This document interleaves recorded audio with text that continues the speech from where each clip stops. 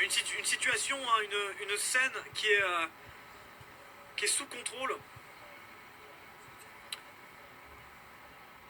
pour l'instant parce que l'auteur de ces actes a été abattu, qu'il n'y a pas d'informations pour l'instant sur le fait que une ou des personnes complices ou armées seraient actuellement dans la nature autour des lieux où on se trouve. Ça ne veut pas dire qu'il n'y en a pas, mais pour l'instant, il n'y a pas d'informations qui vont dans ce sens-là.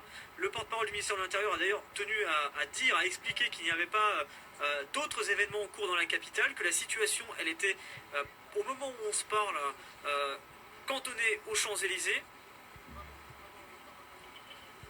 Et le dispositif de police, il est extrêmement conséquent. Vous avez donc les gendarmes, les policiers, les CRS, la BRI qui est également présente, hein, la BRI qui est là sur des situations de crise, au cas où éventuellement une personne ou d'autres personnes complices seraient dans les environs, mais pour l'instant c'est un dispositif qui est plus sous caractère de prévention que sous une véritable alerte, parce que les faits principaux se sont déroulés il y a un peu plus de 2 heures de cela, et que pour l'instant, au moment où on se parle, il n'y a pas d'autres informations à développer, de nouvelles informations sur de nouveaux éléments qui se seraient déroulés sur les Champs-Élysées depuis un peu moins de 21 heures. Je vous parlais de la presse internationale, vous avez notamment nos confrères de Al Jazeera qui sont présents ici. La presse internationale donc présente en nombre ce soir pour couvrir ce qui se passe ici du côté de Paris. Nous, en tant que journalistes, on est tous cantonnés, en tout cas pour une partie, sur sur ce coin donc des Champs-Élysées, croisement avec l'avenue Franklin Roosevelt. On peut imaginer que de l'autre côté, au niveau de l'Arc de Triomphe, peut-être que des journalistes ont réussi à se positionner là-bas. On n'a pas forcément l'information de ce côté, de ce côté-là.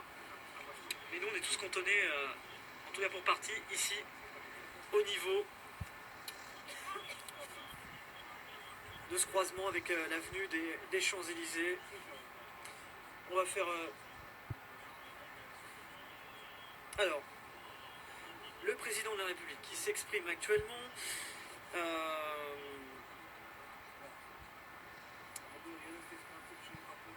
Voilà, alors, je vais vous donner les premiers mots du président de la République.